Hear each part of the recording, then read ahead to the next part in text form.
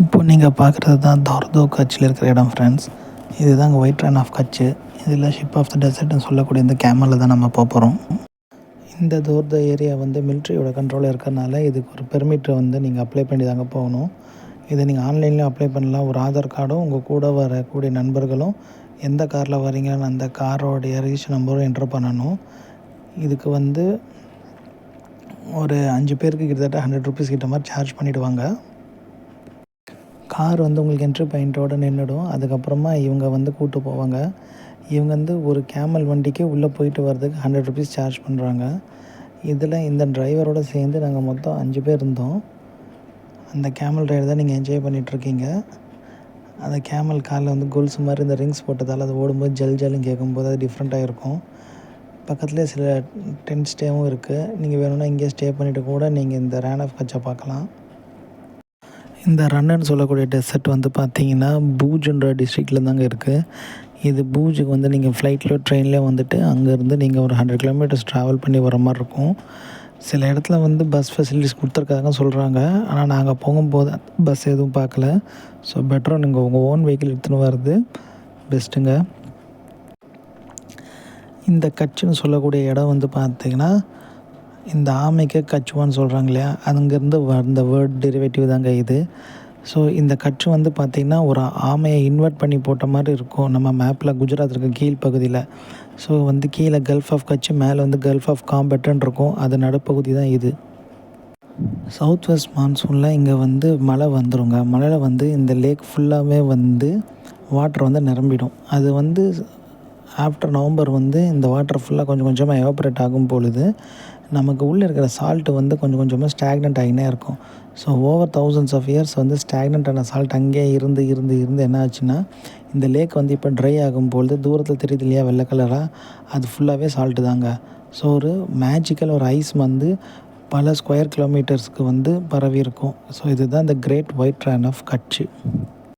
So இந்த water evaporate ஆக வரையும் நம்ம கொஞ்சம் வெயிட் பண்ணணுங்க. ஸோ அதுக்கு பெஸ்ட்டு சீசன் பார்த்திங்கன்னா ஃபஸ்ட் வீக் ஆஃப் ஃபிப்ரவரிலேருந்து எவாப்ரேட் ஆக ஆரம்பிச்சிடும். இங்கே வந்து பார்த்திங்கன்னா அந்த பௌர்ணமி அன்னைக்கு தான் இங்கே வந்து உற்சவம் நல்லா இருக்குங்க. ரன் உற்சவம்னு நடத்துவாங்க. மேஜராக வந்து பிப்ரவரி மாதத்தில் வர பௌர்ணமி தான் அவங்க ஸ்டார்டிங் டேட்டு. மார்ச் மாதம் கூட ஓகே. ஜனவரி வந்து ரொம்ப கோல்டாக இருக்கும்.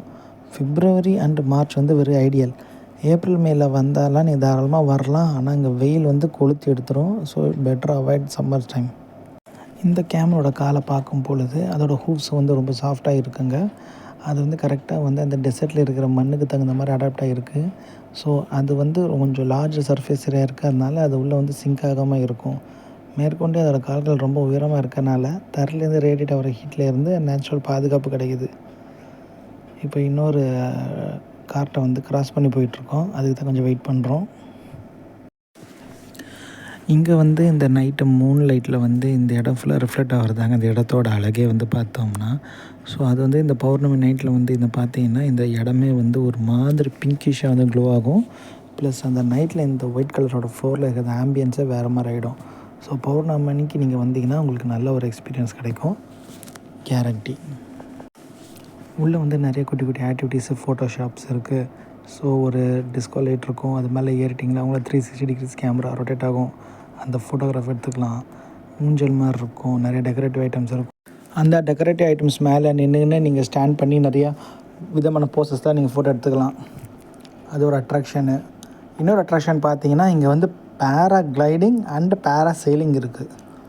என்ன வித்தியாசம் பார்த்தீங்கன்னா ஒரு காரில் உங்களை வந்து பேராஷூட்டில் கட்டி புல் பண்ணி அந்த காற்றுல இருக்கிற ரெசிஸ்டன்ஸ்னால நீங்கள் லிஃப்ட் ஆகி மேலே பறந்து கொஞ்ச நேரம் கழிச்சு லேண்ட் ஆகிங்கன்னா அது வந்து பேரா செயிலிங். பின்னாடி ஒரு இன்ஜின் ஆன் பண்ணி ப்ரொப்பலர் சுற்றி அந்த த்ரஸ்ட்டை மேலேயே ஒரு பைலட்டோடு நீங்கள் வட்டம் வச்சிங்கன்னா அது வந்து பேரா கிளைடிங். பேரா செயிலிங்க்கு 1000 ரூபாவும் பேரா கிளைடிங்க்கு 3000லேருந்து 4000க்கு மேலேயும் சார்ஜ் பண்ணுறாங்க இங்கே.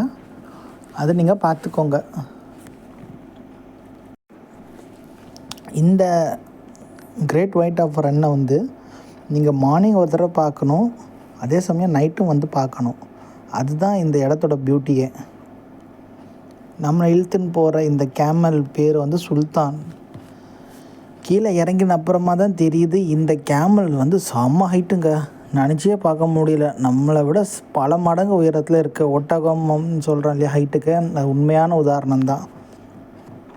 ரொம்ப க்யூட்டான அனிமல். அதோடய ஸ்கின்ல டெக்கரேஷன் மாதிரி பண்ணியிருக்காங்க பாருங்கள் அழகாக. அந்த ஹேரை கட் பண்ணி ஒரு கோலம் போட்ட மாதிரி ஒரு டெக்கரேஷன் இருக்கும். அழகாக சாதுவாக சிரிச்சிக்கிட்டே இருக்கும் எப்போ பார்த்தாலும். எனக்கு இந்த ஒட்டகம் ரொம்ப பிடிக்கும். பூஜில் வந்து நிறைய இடம் இருக்குங்க பார்க்குறதுக்கு. கேனியன் மாதிரி இருக்கும். அதுக்கப்புறமா வந்து 2 மஹால் இருக்கும். அதுக்கப்புறமா வந்து நீங்கள் கொஞ்சம் இந்த இடத்துக்கு வந்தீங்கன்னா, கொஞ்சம் தூரம் தள்ளி போனீங்கன்னா உங்களுக்கு வந்து டோலாவீரா எக்ஸ்கவேஷன் சைட் இருக்கும். காலாடுங்கர், மேக்னெட்டிக் ஹில்ஸ் அதெல்லாம் பார்க்கலாம். இதுதான் என்ட்ரி பாயிண்ட்டுங்க. இது வந்துட்டோம்.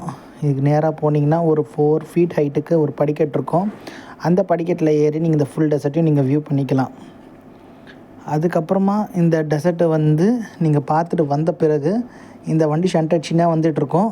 இந்த வண்டியிலே ஏறி நீங்கள் ரிட்டன் வந்து அந்த உங்கள் வண்டி வர்ற பார்க்கிங் ஏரியாவுக்கு நீங்கள் வந்துடலாம். மிலிட்ரி பெர்மிட் கண்டிப்பாக கேட்பாங்க, ஸோ பார்த்துக்கோங்க. அந்த பெர்மிட் வந்து 24 hours தாங்க வேலிடு, 1 day வேலிடு, பார்த்துக்கோங்க. பூஜுக்கு ரயில் கனெக்டிவிட்டின்னு பார்த்தீங்கன்னா பாம்பேலேருந்து நிறைய கொடுத்துருக்கான். பாம்பேலேருந்து மற்ற ஊர்லேருந்து வர ட்ரெயின் எல்லாமே வந்து அகமதாபாத் வழியாக தான் வரும். ஸோ இந்த சூரியன் கீழே வந்து இந்த ஒட்டகத்தை இன்னொரு வாட்டி பாருங்கள், எவ்வளோ அழகாக மெஜஸ்டிக்காக எவ்வளோ ஹைட்டாக இருக்குது பாருங்கள். ஷிப் ஆஃப் த டெசர்ட்னு சும்மா சொல்லலைங்க, சூப்பரான அனிமலுங்க. இது வந்து ரிட்டன் நாங்கள் போகும்போது எடுத்த வீடியோ. அது உள்ளே என்னென்ன ஆக்டிவிட்டீஸ் இருக்குன்றது இன்னொரு வீடியோவில் காட்டுறேன். ஸோ இந்த வீடியோவில் மெயினாக வந்து நமக்கு ஜென்ரல் டிஸ்கஷனும் இந்த கேமல் ரைடும் தான் நம்ம வந்து ஃபோக்கஸ் பண்ணி பார்க்குறோம். ஸோ அந்த பூஜ் வந்து ட்ரெயின்ஸ் வந்து எல்லாமே வந்து அகமதாபாத் வந்து தாங்க வரும். ஸோ வடோதரா, அகமதாபாத், மேஜர் அகமதாபாத் தான் உங்களுக்கு ஜங்ஷன் பாயிண்ட்டு. பூஜுக்கு டேரக்ட் ட்ரெயின்ஸ் கிடைக்காதவங்க, சப்போஸ் சென்னையிலேருந்து கூட பூஜுக்கு டேரக்ட் ட்ரெயின்ஸ் கிடைக்காட்டியும் கூட அகமதாபாத் போயிட்டிங்கன்னா அங்கேருந்து நிறைய கனெக்டிங் ட்ரெயின்ஸ் இருக்குங்க. அகமதாபாத்தில் இருந்து ஒரு நமோ பாரத் ட்ரெயின் கூட இருக்குது. நமோ பாரத் ட்ரெயின் பார்த்தீங்கன்னா நம்ம லோக்கல் ட்ரெயின் மாதிரி தான், ஆனால் அது வந்தே பாரத் மாதிரி ரொம்ப ஸ்பீடாக போகும். அந்த ட்ரெயினை நீங்கள் யூட்டிலைஸ் பண்ணிக்கலாம். ப்ளஸ்ஸு அகமதாபாத்தில் சுற்றி பார்க்க வேண்டிய இடம் எக்கச்சக்கமாக இருக்குங்க. நான் ஒரு தொகுப்பில் வந்து அகமதாபாத்தில் இருக்கிற வீடியோஸ்லாம் கூட நான் உங்களுக்கு வந்து காட்டியிருக்கேன். ஸோ அங்கே இருக்கிற ஜூ ஆகட்டும், மியூசியம்ஸ் ஆகட்டும், இப்போ புதுசாக திறந்துருக்கிற க்ளோ கார்டனாக இருக்கட்டும், ரிவர் ஃப்ரண்ட்டாக இருக்கட்டும், எல்லாமே அகமதாபாத்தில் அமேசிங்காக இருக்குங்க. ஸோ நீங்கள் வந்து இந்த லாங் ட்ரிப்பு பண்ணணுன்னா நீங்கள் அகமதாபாத்தையும் கவர் பண்ணலாம், பூஜையும் கவர் பண்ணலாம். பூஜ் வந்துட்டிங்கன்னா கண்டிப்பாக அந்த கட்சியும் நீங்கள் பார்க்கணுங்க. அந்த மாதிரி ஒரு அருமையான இடம் இந்த கட்சி. பாகிஸ்தான் பார்டர் பக்கத்தில் இருக்கிறதுனால இங்கே வந்து நம்ம இந்தியாவோட வெஸ்ட் மோஸ்ட் லாஸ்ட் பாயிண்ட்டும் நம்ம வந்து பார்க்க போகிறோம். அது இன்னொரு செக்மெண்ட்டில் உங்களுக்கு கிளியராக சொல்கிறேன். கன்னியாகுமரி எப்படி சதர்ன் டிப்போ அதே மாதிரி வெஸ்டர்ன் டிப் ஆஃப் இந்தியாவும் நம்ம வந்து போக போகிறோம். நீங்களும் அதை பார்க்க போகிறீங்க.